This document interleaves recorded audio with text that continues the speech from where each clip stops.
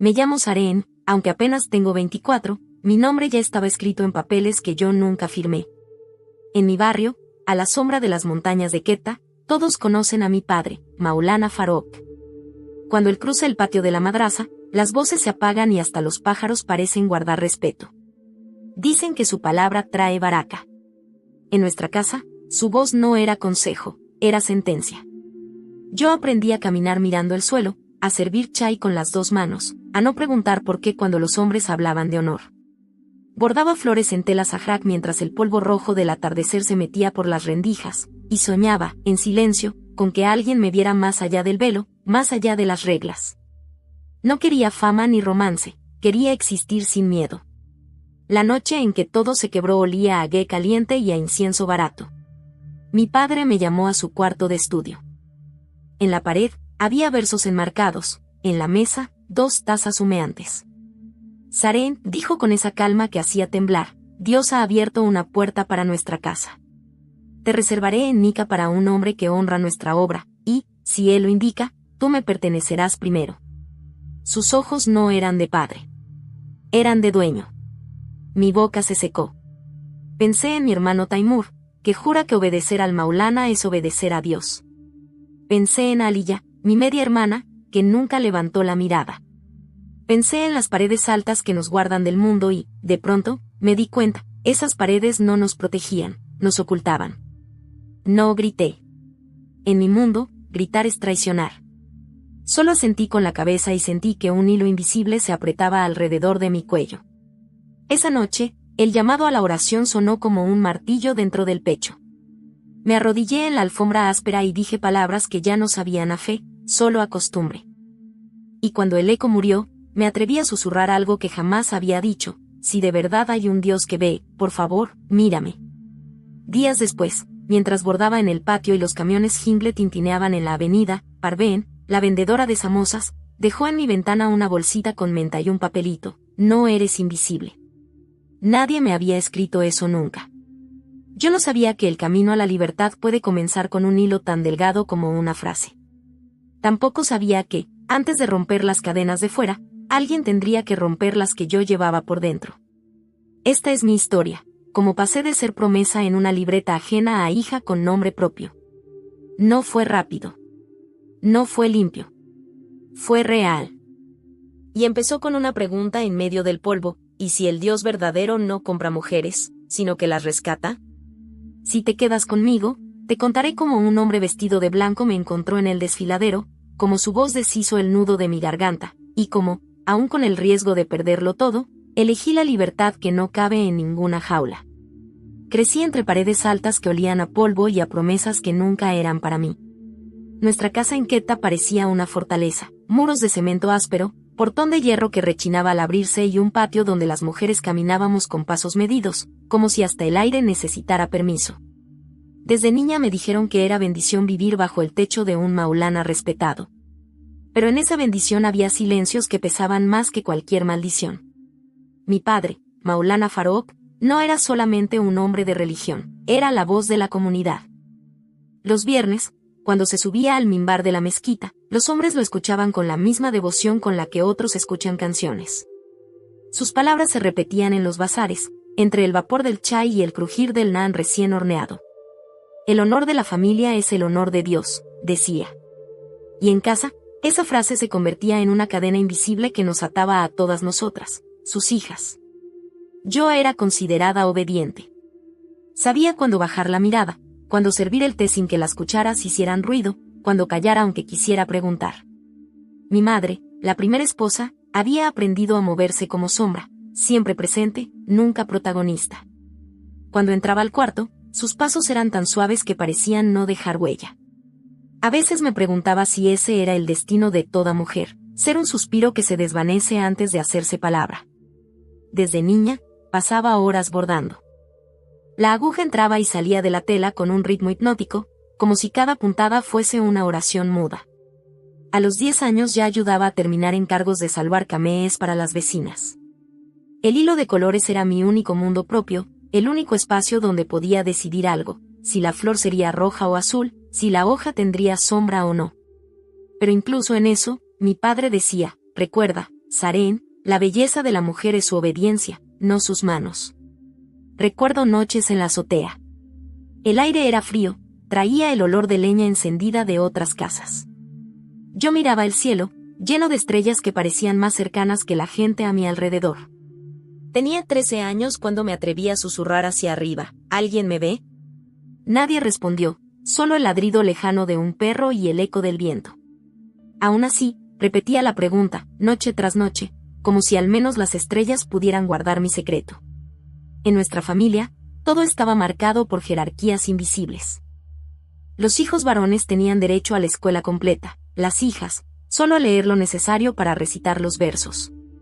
Mis hermanos recibían cuadernos nuevos, mientras yo usaba las hojas sobrantes para practicar letras que nadie me había pedido. Una vez, Taimur me sorprendió escribiendo en la cocina y me dijo entre risas, ¿para qué aprender tanto? Al final tu libro será la casa de tu marido. Lo dijo como chiste, pero en mi pecho quedó como sentencia. Había días en que me encargaban preparar el chai para los visitantes de mi padre. El olor del cardamomo y el jengibre llenaba el pasillo, y yo caminaba con la bandeja temblando en las manos. A veces escuchaba sus conversaciones, hombres hablando de política, de tierras, de religión. Nunca de sueños. Nunca de lo que las mujeres sentíamos. Cuando entraba, bajaban la voz o se reían, como si mi presencia fuese invisible. Y sin embargo, yo escuchaba todo, guardando palabras que más tarde me dolerían como espinas.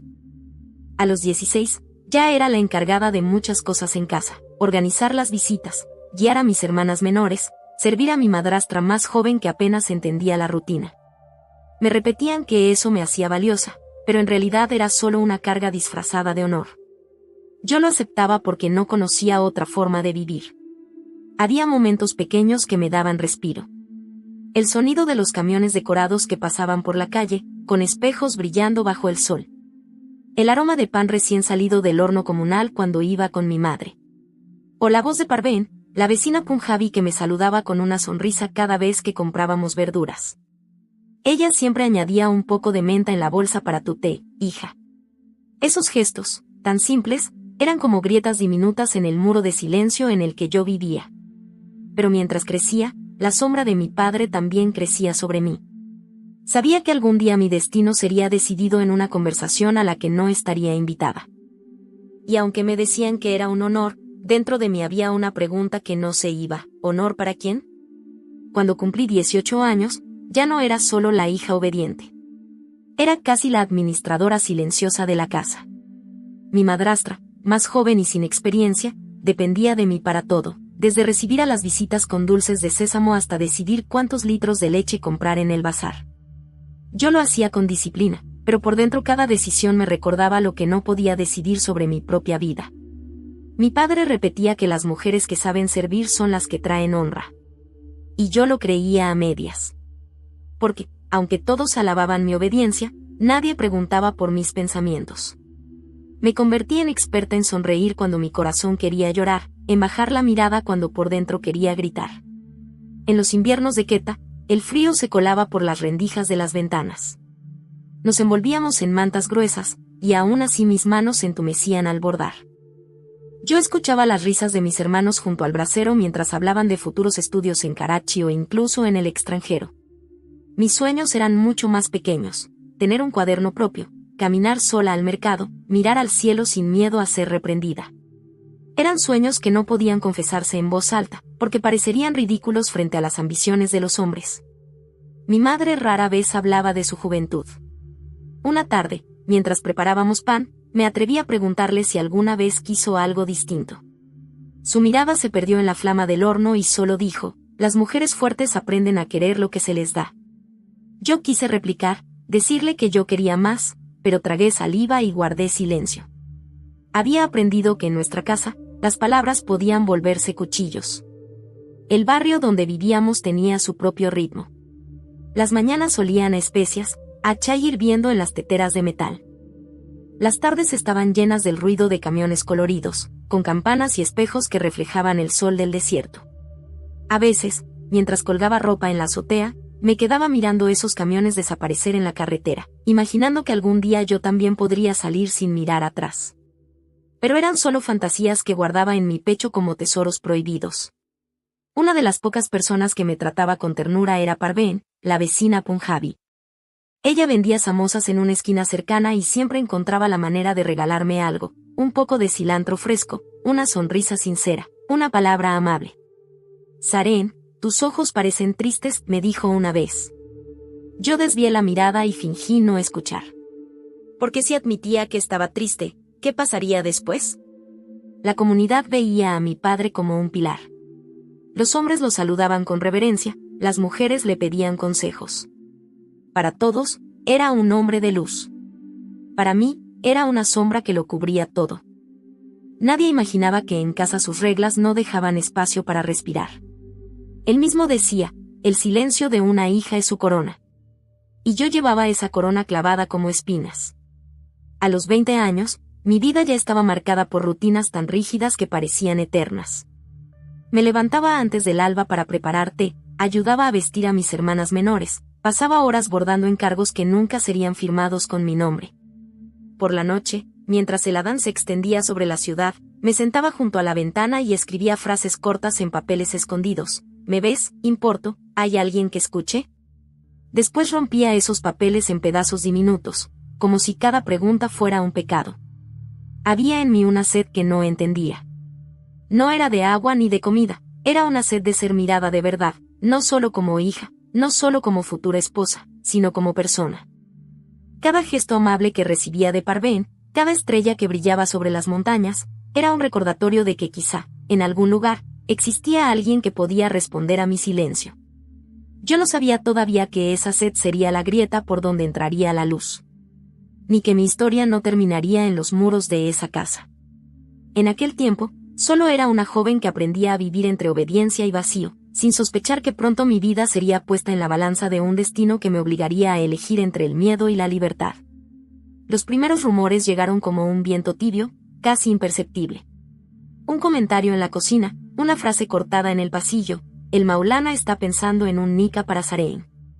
Al principio pensé que se trataba de un matrimonio arreglado con algún comerciante o un estudiante de la madrasa. Era lo esperado, lo normal. Pero pronto comprendí que lo que se gestaba era distinto, más oscuro. Mi padre comenzó a hablarme con un tono extraño, mitad ternura, mitad autoridad. Eres especial, hija, decía mientras me entregaba un brazalete dorado como recompensa por mi obediencia. Su mirada no era la de un padre orgulloso, era la de alguien que mide una posesión. Yo lo percibía, pero no me atrevía a ponerlo en palabras. En mi mundo, las palabras podían condenar. Dentro de mí, dos voces se enfrentaban. La primera, la de la tradición, calla, obedece, confía en que el honor familiar es voluntad de Dios.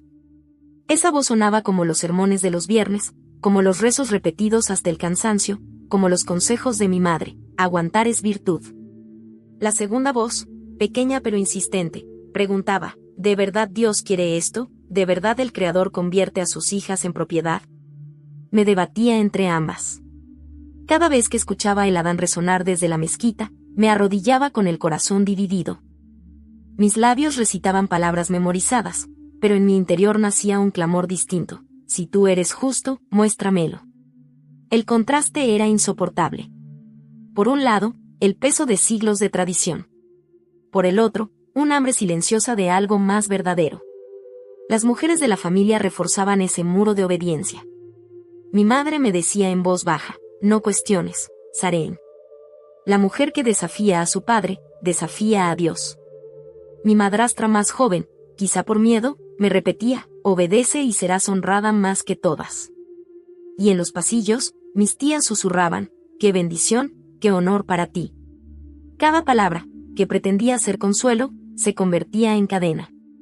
Las noches eran las peores. Yo me tendía en el suelo de mi cuarto, envuelta en mantas ásperas, mirando la grieta del techo como si pudiera escapar por ahí. Me venían recuerdos de cuando niña hablaba a las estrellas. ¿Alguien me ve? Ahora esa pregunta dolía más, porque ya no era inocente. Sabía que la respuesta del cielo se confundía con el silencio de los hombres. En el patio, cuando ayudaba a colgar la ropa, observaba a las vecinas reír mientras amasaban pan o compartían historias. Yo envidiaba hasta esas risas sencillas. ¿Por qué para mí todo debía ser deber, vigilancia, obediencia? Una tarde, Parveen, la vendedora de samosas, me dejó otro pequeño papel doblado entre las hojas de cilantro: no dejes que apaguen tu voz. Lo guardé bajo mi almohada, temblando de miedo a que alguien lo descubriera. Pero esas 5 palabras ardían en mi pecho como fuego escondido. El conflicto dentro de mí se volvía cada vez más intenso. Si aceptaba en silencio lo que mi padre planeaba, seguiría viva, protegida por las paredes de la tradición. ¿Pero a qué precio? Sería borrada como persona, convertida en símbolo de honor familiar, sin derecho a decir sí ni no. ¿Y si me atrevía a resistir, qué sería de mí? ¿Sería expulsada, castigada, quizá hasta borrada como si nunca hubiera existido? El eco de esa tensión me acompañaba en cada oración, en cada comida, en cada gesto. Yo sabía que algo se estaba gestando, que pronto llegaría un momento en que tendría que elegir. Y esa certeza me consumía por dentro como una brasa imposible de apagar. Los días siguientes se volvieron un teatro interminable. Yo actuaba como la hija obediente, pero por dentro cada gesto era un grito ahogado. Servía el chai a los visitantes, inclinaba la cabeza cuando mi padre hablaba, sonreía cuando alguien me llamaba orgullo de la familia. Nadie imaginaba que detrás de esa sonrisa había un corazón temblando entre la sumisión y la rebeldía. Mi padre reforzaba cada día la idea de que mi destino estaba sellado. Citaba versos, contaba historias de esposas obedientes de profetas, me decía que yo tenía el privilegio de ser elegida para algo sagrado. Yo asentía en silencio, pero en mi interior comenzaba a distinguir una diferencia peligrosa: lo sagrado no debería sentirse como una cadena. En la comunidad, el tema de la obediencia femenina era constante. Durante los sermones, escuchaba frases como: la mujer que calla engrandece a su esposo, o el honor de la hija está en la sombra de su padre. Mientras todas las mujeres alrededor murmuraban amén, yo sentía que esas palabras me aplastaban. A veces, en medio de la multitud, me sorprendía preguntándome: ¿y si todas pensamos lo mismo pero nadie se atreve a decirlo? Las noches se volvieron más densas. A menudo despertaba sudando, escuchando en mi cabeza la voz de mi padre repitiendo: eres mía, tu silencio es tu virtud. Era como si incluso mis sueños hubieran sido colonizados por esa tradición. Me arrodillaba para rezar, pero cada vez mis plegarias eran menos un acto de fe y más un desahogo desesperado. Dios, si eres justo, muéstrame que esto no es tu voluntad. Y si lo es, quítame la vida antes de que me destruyan. Nunca recibí respuesta. Solo silencio. Y ese silencio se sentía como traición. Había días en los que la vergüenza me envolvía como un velo. Me miraba en el espejo agrietado de la habitación y apenas reconocía mis propios ojos.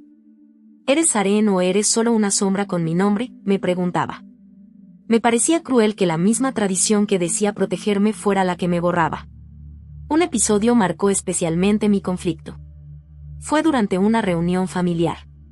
Mi padre, rodeado de tíos y primos, tomó mi muñeca con firmeza y dijo en voz alta: esta hija mía ha sido reservada para un propósito mayor. Todos sonrieron, algunos incluso felicitaron. Yo me quedé de pie, con la garganta cerrada. Quise gritar que no era un trofeo, que no era un sacrificio para su honor. Pero el silencio de la sala me empujó a callar. Ese silencio fue más fuerte que cualquier cadena. Parveen seguía siendo el único respiro en medio de tanta opresión. Una tarde, cuando me vio con los ojos hinchados, me dijo en voz baja: no confundas la voz de los hombres con la voz de Dios. Esas palabras se clavaron en mí. ¿Y si toda mi vida había confundido lo uno con lo otro? ¿Y si el Dios verdadero no hablaba en los decretos de mi padre, sino en la compasión de una vecina que me regalaba menta fresca? La contradicción me estaba partiendo en dos. En público, repetía las frases que todos esperaban: obediencia, honor, gratitud. En privado, mis rodillas se doblaban en el suelo, mi frente tocaba la alfombra, y mi oración se reducía a una súplica: si tú eres real, muéstrame quién eres, porque ya no puedo seguir. Yo no lo sabía entonces, pero ese clamor sería la chispa que abriría la grieta más grande en los muros de la tradición. Porque mientras mi cuerpo seguía atrapado en la casa de mi padre, mi alma comenzaba a levantar la mirada hacia un horizonte que nunca me habían permitido imaginar. La noche que lo cambió todo no comenzó distinta a las demás. El aire de Quetta estaba pesado, lleno del olor a leña húmeda que salía de las chimeneas. El eco de Lisa todavía vibraba en las montañas cuando mi padre me llamó a su estudio. Caminé con la cabeza baja, como siempre, tratando de controlar el temblor de mis manos. En la mesa había 2 tazas de té recién servido y un plato de dátiles perfectamente alineados. Mi padre vestía una túnica blanca impecable, su barba peinada con aceite. Todo en esa escena parecía calculado, como un ritual. Cuando me senté frente a él, me sonrió con una calma que me heló la sangre. Sarén, dijo, desde niña has sido obediente. Has traído honor a nuestra familia. Por eso, he decidido algo, serás mi esposa. Las palabras me golpearon como una tormenta. Al principio pensé que había escuchado mal. Lo miré con los labios entreabiertos, y apenas pude susurrar, ¿su esposa? Él asintió como si hubiera pronunciado una bendición. Tomó el Corán que estaba sobre la mesa y comenzó a recitar versos sobre sumisión y obediencia, asegurando que los profetas tuvieron privilegios especiales. Como Maulana, yo también tengo ese derecho, afirmó con convicción. Yo dejé de escuchar. El sonido de su voz se volvió un murmullo distante, como si viniera desde el fondo de un túnel. Sentí un nudo en la garganta, mi pecho ardiendo, mis piernas perdiendo fuerza. Dentro de mí se alzaron 3 gritos. La hija quería suplicar: eres mi padre, no puedes. La creyente temía que tal vez realmente era la voluntad de Dios. Y la mujer, la simple mujer en mí, sintió que el suelo se desmoronaba bajo sus pies. Cuando salí del estudio, mis pasos eran automáticos, pero mi alma había quedado hecha pedazos adentro. Esa noche, me encerré en mi cuarto y lloré en silencio. Quise clamar a Dios con las oraciones de siempre, pero las palabras memorizadas sonaban huecas, como si nunca hubieran tenido sentido. Entonces, por primera vez, dije algo distinto: si tú existes de verdad, si eres justo, sálvame o llévame. La respuesta fue silencio. Un silencio que no traía paz, sino un vacío que me hacía temblar. Los días siguientes fueron una pesadilla. No hubo compromiso, ni fiesta, ni elección. Solo la voz de mi padre repitiendo: está decidido. Las mujeres de la familia me miraban con envidia disfrazada de admiración. ¡Qué privilegio tan grande!, murmuraban. En la comunidad, la noticia corría como un secreto mal contado. Algunos aplaudían el honor, otros guardaban silencio incómodo. Nadie se atrevía a cuestionar. Nadie. 2 semanas después, llegó la noche señalada. Mi padre despidió a los sirvientes temprano y ordenó a mi madrastra que no se acercara a sus aposentos. Cuando me llamó, mis manos estaban heladas y mis piernas casi no me sostenían. El cuarto estaba iluminado con lámparas de aceite, el aire cargado con incienso de madera. Sobre la mesa había 2 tazas de té y dátiles, como en la primera noche. Todo tenía un aire solemne, casi ceremonial, pero para mí era una cámara de condena. Hoy comenzamos nuestra vida como marido y mujer, dijo con una voz profunda, casi solemne. Intenté hablar, pero lo único que salió de mi boca fue un susurro quebrado: Baba, por favor. Entonces él frunció el ceño y respondió frío: no me llames así nunca más. Ahora soy tu esposo. Esa frase se incrustó en mi corazón como un hierro candente. Sentí que la última chispa de fe en mí se apagaba. El Dios que me enseñaron como protector se me antojaba ahora cómplice de mi opresión. ¿Era esto la voluntad divina? ¿O era simplemente la voluntad de un hombre vestido de religión? Yo no lo sabía entonces, pero esa misma noche, en medio del humo del incienso y el silencio del mundo, una grieta invisible comenzaba a abrirse en los muros de mi prisión. Una grieta por donde pronto entraría la luz. Esa noche no la describiré con detalle. No porque sienta vergüenza, pues no fue mi culpa, sino porque quiero que me recuerdes no como víctima de lo que me hicieron, sino como alguien rescatada. Solo diré que cuando el primer llamado a la oración retumbó sobre la ciudad en la madrugada, yo ya no era la misma. Mi cuerpo seguía respirando, pero mi fe estaba hecha trizas. Me levanté al amanecer como si nada hubiera pasado. Serví el chai a mi padre, que sonreía frente a los demás y me llamaba mi amada. Ante la comunidad, yo seguía siendo la hija ejemplar del Maulana. Pero detrás de puertas cerradas, había dejado de ser hija. Me habían reducido a posesión.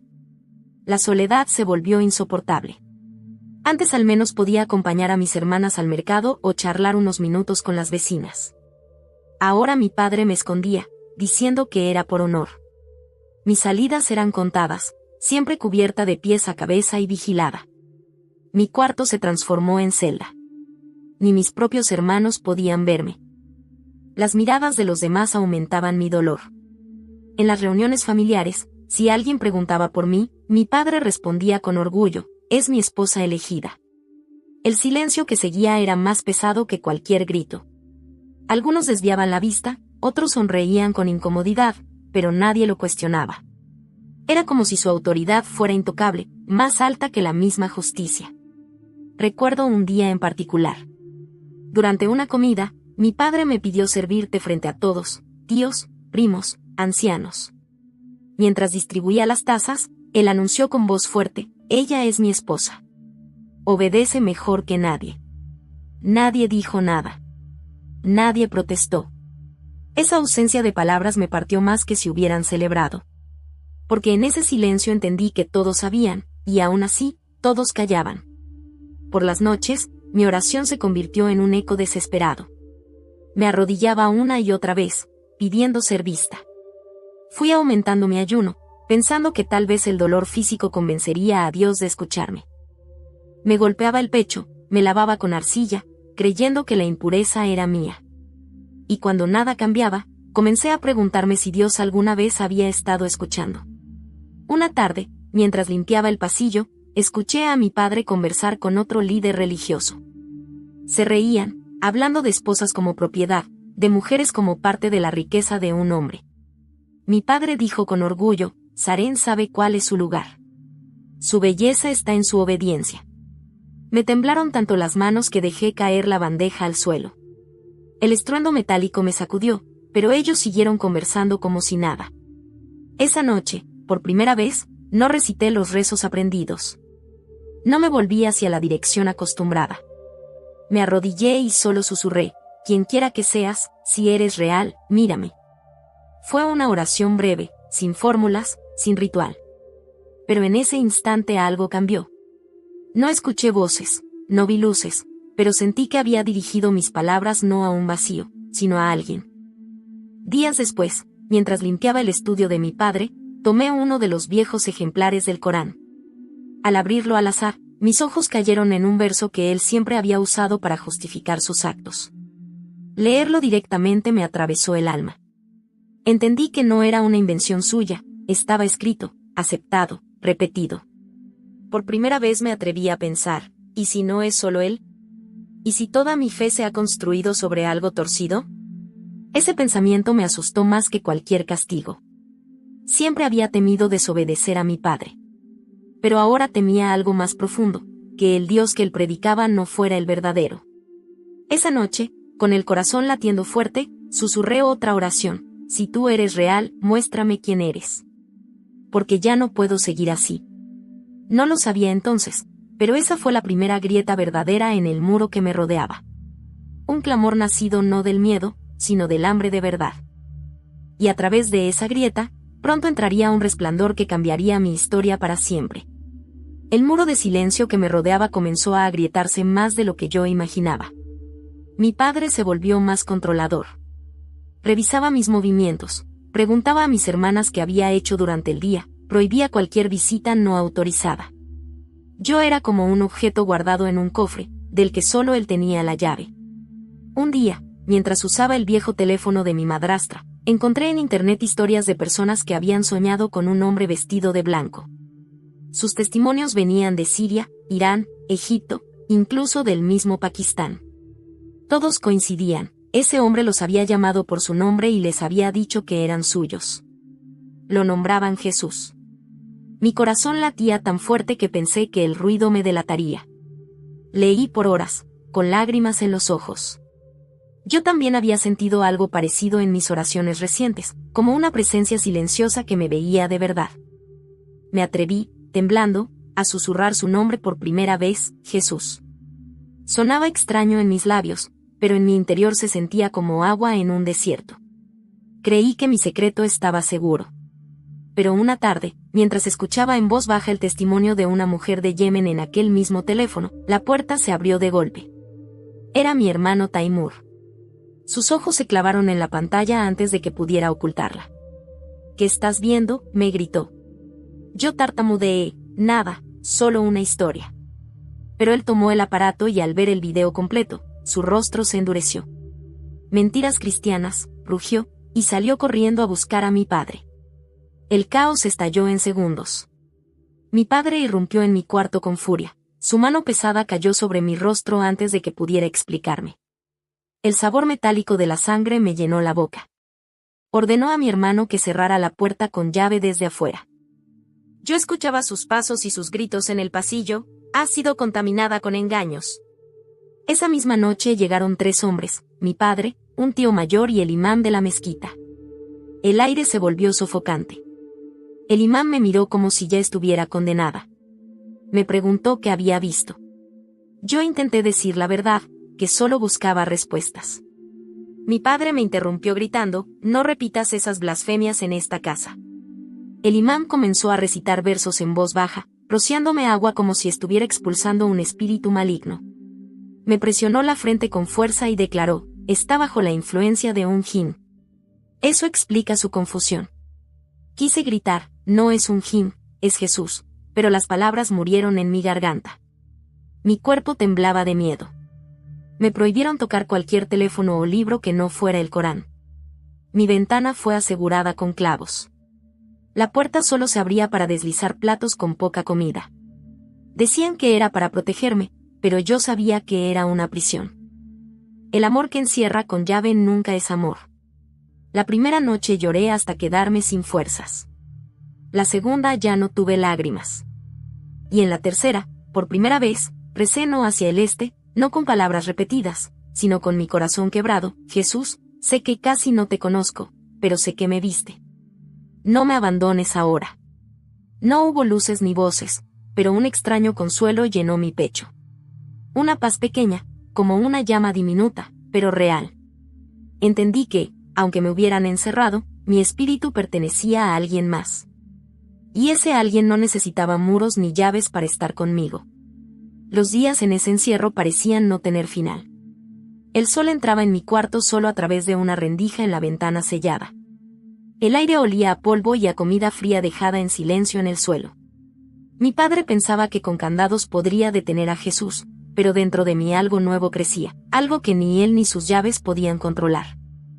Cada noche me arrodillaba en el piso sin alfombra, mis rodillas dolían, mi frente tocaba el cemento y mi oración se resumía a unas pocas palabras: Jesús, no me dejes. No escuchaba voces ni veía visiones, pero sentía una paz pequeña, casi imperceptible, que se iba haciendo más fuerte día tras día. Era como si alguien estuviera conmigo en esa celda, respirando en mi silencio. Mi cuerpo estaba débil. La comida escasa y el miedo constante me habían dejado sin fuerzas. Pero mi corazón estaba más decidido que nunca. Comprendí que si alguna vez salía de esa casa, no volvería atrás.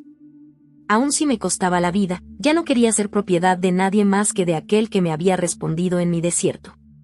La oportunidad llegó de manera inesperada. Una tarde, mientras el sol caía sobre las montañas y el barrio estaba en calma, escuché un golpe suave en la puerta. No era la forma brusca con la que mi padre entraba. Era un toque tímido, casi secreto. Me acerqué y escuché un susurro: Sarén, soy Parveen. Mi corazón saltó. Era la vecina que me regalaba menta fresca. Escuché los gritos: sé lo que creen que hiciste, dijo al otro lado. Soy cristiana. Puedo ayudarte a salir. Sus palabras fueron como aire en pulmones que se estaban ahogando. Pero también sentí miedo. ¿Y si te atrapan?, pregunté en voz baja. Ya sé los riesgos, respondió sin titubear. Tú oraste pidiendo ayuda. Él te está respondiendo. Yo solo soy parte de su respuesta. Esa noche, cuando la casa quedó en silencio, Parveen volvió. Con manos hábiles deslizó un alambre fino bajo la puerta. Es para la cerradura, murmuró. Mis manos temblaban no solo por la falta de práctica, sino por la enormidad de lo que estaba a punto de hacer. Un clic sonó fuerte como un trueno en mi corazón. Empujé la puerta lentamente y salí. El corredor era un mar de sombras. Cada paso parecía gritar peligro. No tomé nada, ni ropa extra, ni recuerdos. Solo el aire irregular de mis pulmones y la certeza de que no volvería. Parveen me guió como quien conoce cada rincón de la oscuridad. Atravesamos el patio hasta un pequeño portón escondido entre arbustos, un portón que yo nunca había visto. Ya a otro lado había un callejón estrecho, sucio pero abierto. El aire frío de la noche me golpeó la cara como una bofetada de vida. No era libertad todavía, pero era el camino hacia ella. Caminamos rápido y en silencio, como sombras entre las sombras. Cuando llegamos a su casa, Parveen me ofreció agua fresca, pan caliente y una manta sencilla. Yo me senté en el suelo, todavía temblando, tratando de entender si todo eso era real. Ella se arrodilló frente a mí, sus ojos firmes pero llenos de ternura. Antes de seguir, me dijo, necesito preguntarte algo, ¿quieres seguir a Jesús? No solo huir de tu padre, no solo escapar del miedo, ¿quieres entregar tu vida al único que puede salvarte de verdad? Las lágrimas me cegaron. Recordé mis oraciones en el suelo frío, mis noches mirando las estrellas. Recordé el nombre susurrado en secreto, Jesús. Y supe. Con el corazón gritando más fuerte que mis miedos, respondí en voz baja, sí.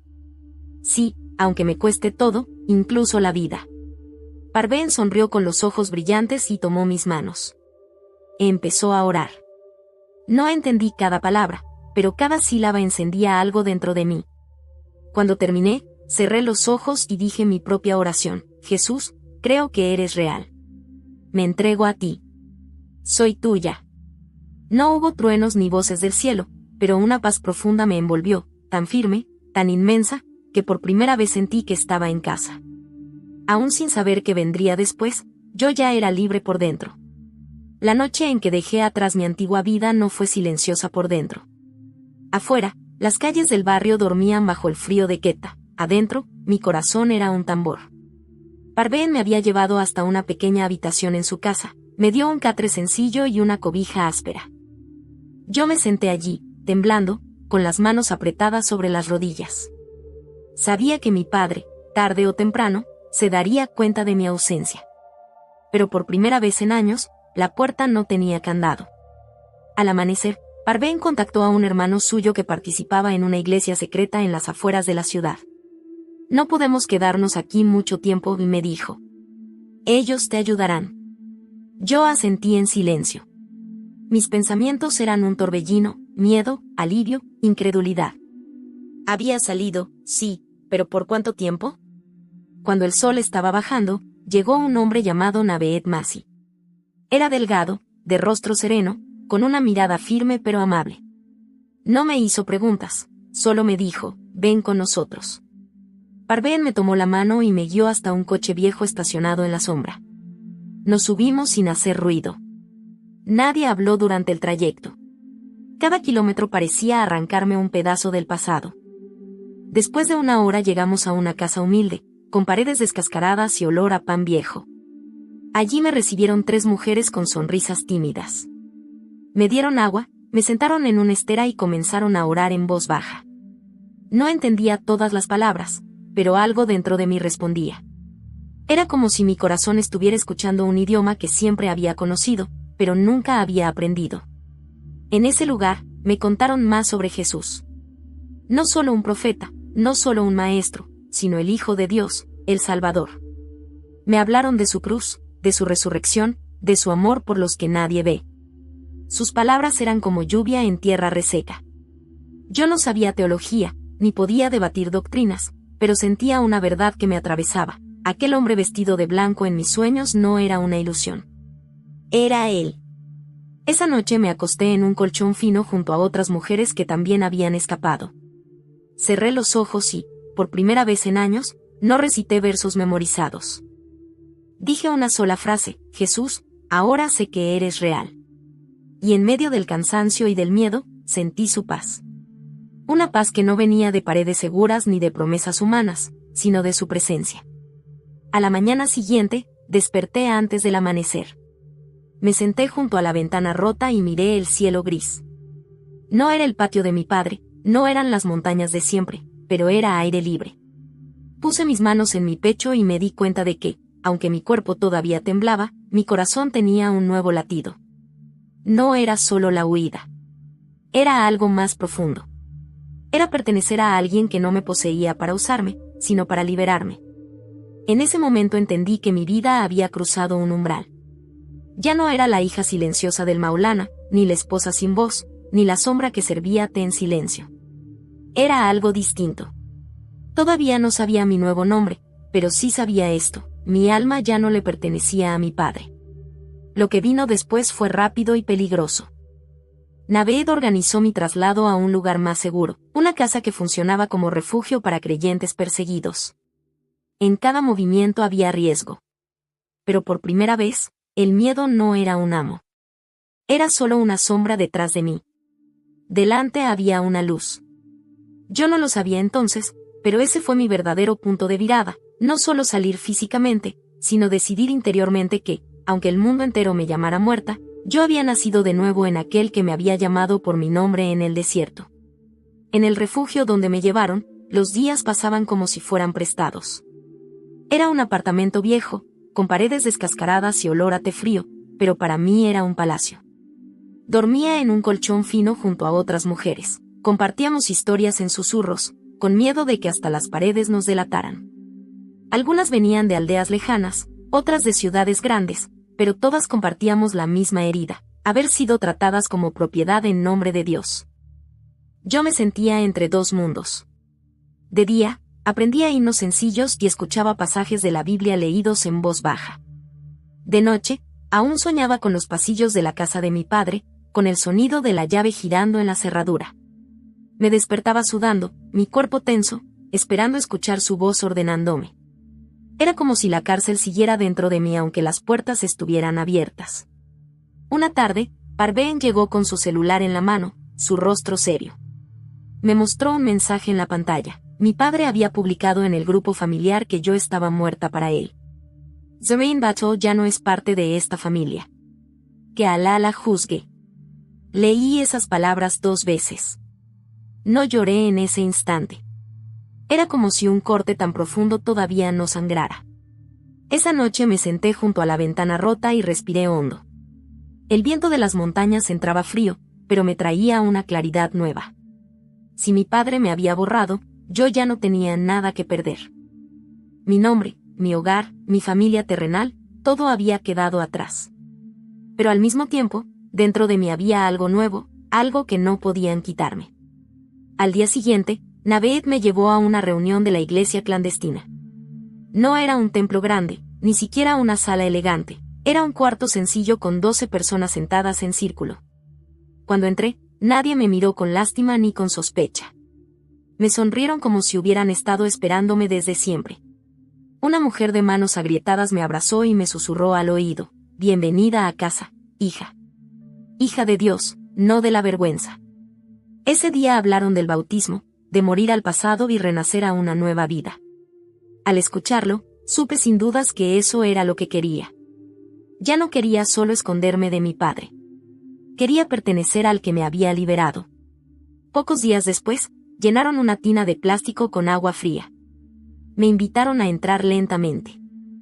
El pastor me preguntó si quería elegir un nuevo nombre para marcar mi nueva vida en Cristo. Pensé un momento y respondí: quiero llamarme Miriam. Él sonrió y dijo: Miriam, a través de tu fe en Jesús, te bautizamos en el nombre del Padre, del Hijo y del Espíritu Santo. Cuando me sumergieron en el agua, sentí que todos los años de miedo y humillación se hundían con mi viejo yo. Y cuando salí, el frío cortante del agua se mezcló con una ligereza inexplicable, como un primer aliento después de estar sumergida demasiado tiempo. Me envolvieron en una toalla áspera y alguien leyó en voz alta: así que, si el Hijo los libera, serán verdaderamente libres. Juan 8:36. Esas palabras me cubrieron como un manto invisible. Por primera vez en mi vida, creí de verdad que eran para mí. Mi padre me había borrado. Pero mi nombre estaba escrito en otro lugar. Yo ya no era Zareen, la hija obediente y prisionera. Ahora era Miriam, hija del Rey de Reyes. El punto de virada no fue un solo instante, fue un nacimiento. Mi alma, que había vivido encadenada al miedo y a la vergüenza, estaba aprendiendo a caminar en libertad. Aunque todavía temblaba por dentro, algo firme había sido plantado en mí, la certeza de que, aunque todo lo demás se derrumbe, Jesús no me dejará. Después de mi bautismo, cada día parecía un despertar distinto. No es que las cicatrices desaparecieran. Todavía me sobresaltaba al escuchar una llave girar en una cerradura. Todavía temblaba cuando alguien levantaba la voz. Pero dentro de mí había un cimiento nuevo, un fundamento que no se movía. Era como si, debajo de todo el miedo, hubiera una roca firme que sostenía mis pasos. El refugio se convirtió en mi escuela. Allí aprendí a leer la Biblia, primero en pasajes cortos que Naveed me enseñaba, luego con mi propio cuaderno lleno de notas. Cada palabra era como medicina. Cuando la voz de mi padre resonaba en mi memoria diciendo eres mía, yo respondía con Isaías 43:1, te he llamado por tu nombre, eres mía. Y entendía que esa voz, la de Jesús, no me reclamaba como posesión, sino como hija amada. Por las noches, las mujeres del refugio compartíamos nuestras historias en voz baja.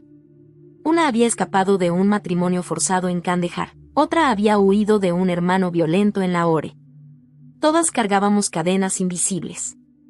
Pero en esa pequeña sala, iluminada apenas por una lámpara de aceite, aprendimos a reemplazar el silencio de la vergüenza por la voz de la oración. Nos llamábamos hermanas y, poco a poco, nuestras heridas empezaron a sanar al calor de esa nueva familia. Recuerdo la primera vez que me atreví a contar mi testimonio en ese círculo. Mis manos temblaban, la garganta me ardía. Temía que, al hablar, las viejas cadenas volvieran a cerrarse sobre mí. Pero cuando terminé, una de las mujeres se acercó, me tomó de las manos y me dijo, tu dolor no es tu final. Es el inicio de otras libertades. Esa frase se quedó grabada en mí. Empecé a escribir en un cuaderno que me regalaron. Cada vez que las memorias oscuras volvían, buscaba un versículo que respondiera. Cuando recordaba la humillación en la mesa familiar, escribía Romanos 8:1, ahora, pues, ninguna condenación hay para los que están en Cristo Jesús. Cuando sentía el peso del abandono, anotaba Salmo 27 horas y 10 minutos. Aunque mi padre y mi madre me dejaran, con todo, el Señor me recogerá. Mi cuaderno se convirtió en un escudo contra las sombras. Pero la transformación no era solo interior. Pronto, comencé a ayudar en tareas sencillas dentro del refugio, preparar té, limpiar, acompañar a nuevas mujeres que llegaban llenas de miedo. Me descubrí repitiendo las mismas palabras que una vez me habían consolado, no estás sola. Jesús te ve. Y cada vez que lo decía, sentía que mi voz ya no era la de una prisionera, sino la de alguien libre. Un día, Naveed me pidió que lo acompañara a entregar comida a una familia desplazada. Caminamos por callejones polvorientos, cargando bolsas con pan y arroz. Al entrar en aquella casa destartalada, vi niños con ojos hambrientos y madres con miradas apagadas. Mientras repartíamos el alimento, Naveed oró en voz alta, agradeciendo a Jesús por proveer. Yo permanecí en silencio, pero dentro de mí una certeza floreció, esto es lo que quiero hacer. Dar de la libertad que recibí. Esa tarde regresé al refugio con el corazón encendido. Comprendí que mi historia no era solo mía. Era un testimonio que podía convertirse en puente para otras. El dolor que me había aplastado ahora podía ser semilla de esperanza. En mi interior, la transformación había comenzado. Ya no era solo Miriam, la que había escapado. Era Miriam, la hija del rey, llamada a levantar la voz por quienes aún estaban en silencio. El cambio no llegó de un día para otro. Había mañanas en que despertaba con una paz nueva, y noches en que volvía a soñar con los pasillos de la casa de mi padre. En esos sueños escuchaba todavía su voz, fuerte y cortante, eres mía, obedecerás. Me levantaba con el corazón latiendo rápido, el cuerpo sudando frío. Pero ahora tenía cómo responder, abría mi cuaderno y leía en voz alta las palabras que me sostenían. Si el Hijo los libera, serán verdaderamente libres. Juan 8:36. Y aunque mi cuerpo seguía temblando, mi espíritu descansaba. En la iglesia clandestina me integré poco a poco. Al principio solo observaba, tímida, desde la esquina del cuarto. Pero los hermanos me invitaban a leer en voz alta, a orar por otros, a cantar himnos sencillos. Nunca nadie me obligaba. Era libertad en cada gesto, libertad para hablar, para callar, para llorar o sonreír sin miedo. Esa libertad, que parecía tan pequeña, era un fruto inmenso en comparación con la prisión de donde venía. Un día, Naveed me pidió que compartiera mi testimonio con un grupo nuevo de mujeres. Había 2 jóvenes con los ojos rojos de tanto llorar. Al verlas, recordé mi propio encierro, mis oraciones desesperadas, mis dudas. Con la voz entrecortada les conté cómo había gritado a un Dios que no conocía, cómo había visto en sueños a un hombre vestido de blanco que me dijo, no eres mercancía, eres mía. Al pronunciar esas palabras, vi en los ojos de ellas un brillo distinto. Una esperanza frágil, pero viva. Ese día entendí que mi dolor no había sido en vano. Que lo que parecía ruina podía ser usado como semilla para otras. Fue el primer fruto visible de mi transformación, ver que Jesús no solo me había rescatado, sino que me estaba usando para abrir puertas en otras vidas. Poco después, Parveen me llevó a visitar a una viuda que vivía en un barrio vecino. La mujer, llamada Sasia, estaba enferma y apenas podía levantarse. Mientras le preparábamos té, me contó con voz débil que había perdido todo, esposo, casa, familia. Me pidió que orara por ella. Yo me sentí pequeña, incapaz. Pero recordé lo que otros habían hecho por mí, simplemente pronunciar el nombre de Jesús. Así que tomé sus manos y dije, Señor, muéstrale que no está sola. No hubo milagros visibles, pero vi lágrimas rodar por su rostro, lágrimas de alguien que se sabía escuchada. Esa noche, al volver al refugio, me arrodillé y lloré de gratitud. No porque mi pasado hubiera desaparecido, sino porque ahora tenía propósito. Comprendí que ser libre no significa nunca más recordar las cadenas, sino aprender a caminar incluso con las cicatrices. Con el tiempo, empecé a ayudar a organizar estudios bíblicos secretos. Escribía versículos en pequeños papeles y los escondía en bolsitas de té o en envolturas de pan. Las mujeres los recibían como tesoros. Algunas todavía no se atrevían a declarar su fe abiertamente, pero guardaban esas palabras como quien guarda fuego en medio de la noche. En mi interior, la transformación se afirmaba con cada paso. El miedo ya no era dueño de mí, aunque aún me acompañaba. La vergüenza ya no me definía, aunque sus sombras aparecían de vez en cuando. Yo había pasado de ser una posesión en la casa de un hombre a ser una hija en la casa de Dios. Y eso lo cambiaba todo. Los primeros frutos no eran grandes milagros visibles. Eran semillas pequeñas, una palabra de esperanza, una oración sencilla, un abrazo dado a tiempo. Pero esas semillas empezaban a germinar en vidas que, como la mía, habían sido marcadas por el silencio y la opresión. Y cada vez que veía esos brotes de esperanza, recordaba la noche en que susurré, Jesús, mírame. Él me vio.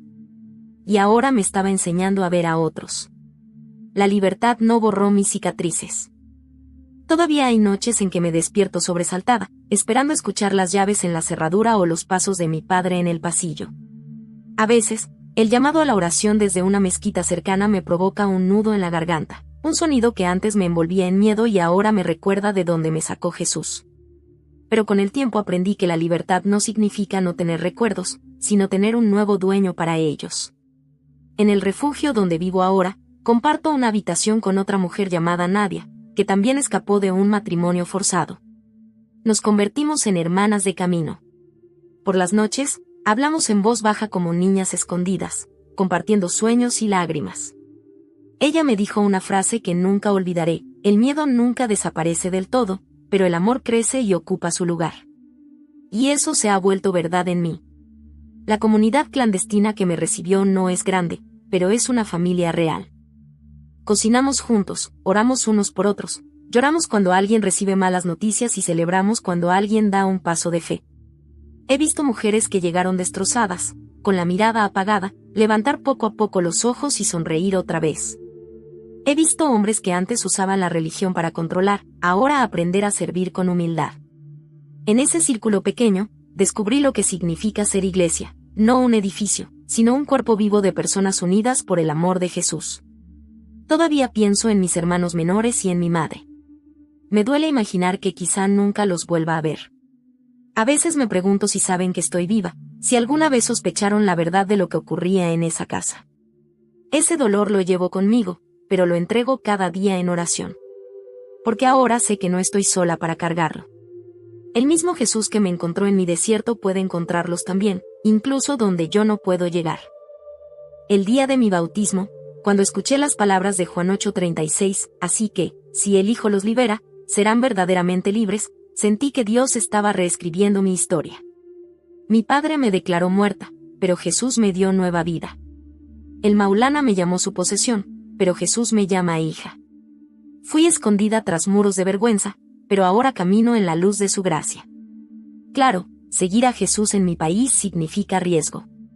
Vivo con cautela, uso un nombre distinto en público, y sé que si alguien descubre mi fe, podría perderlo todo de nuevo. Pero hay algo que ya no pueden quitarme, la certeza de que pertenezco al Rey de Reyes. Él no me encierra, no me compra, no me silencia. Él me rescata, me honra, me llama por mi nombre. Hoy, mi mayor alegría es compartir mi historia con otras mujeres que todavía están atrapadas en sus propias prisiones invisibles. Les digo lo que me dijeron a mí: Jesús te ve. No estás olvidada. Algunas escuchan en silencio, otras se atreven a preguntar más. Cada conversación es una semilla. No sé cuántas germinarán, pero confío en que la mano de Dios las hará florecer en su tiempo. Quizá mientras escuchas mi historia piensas que es demasiado dura, demasiado increíble. Pero te digo con todo mi corazón, no soy la única. Hay miles de mujeres como yo, encerradas en cuartos oscuros, convencidas de que nadie las ve. Si tú conoces a alguien así, tu simple gesto, un mensaje, una palabra de ánimo, compartir este testimonio, puede ser la chispa de esperanza que necesitan. No cuento esto para provocar lástima, sino porque sé que la libertad que encontré no es solo para mí. Si Jesús pudo entrar en la prisión más cerrada de mi alma, también puede hacerlo en la tuya. Si pudo decirme eres mía cuando yo creía estar perdida, también puede decírtelo a ti. Por eso te invito, si esta historia tocó tu corazón, no la guardes. Compártela. Escríbeme en los comentarios con la frase hija del rey para que sepamos que estás caminando en la misma libertad. Suscríbete para seguir escuchando más testimonios de cómo Jesús sigue rescatando, aún en los lugares más oscuros. Yo soy Miriam ahora, hija del rey. Una mujer que fue declarada muerta por su propia familia, pero que vive con una nueva identidad en Cristo. Y dejo en tu corazón la verdad que cambió el mío. Así que, si el Hijo los libera, serán verdaderamente libres.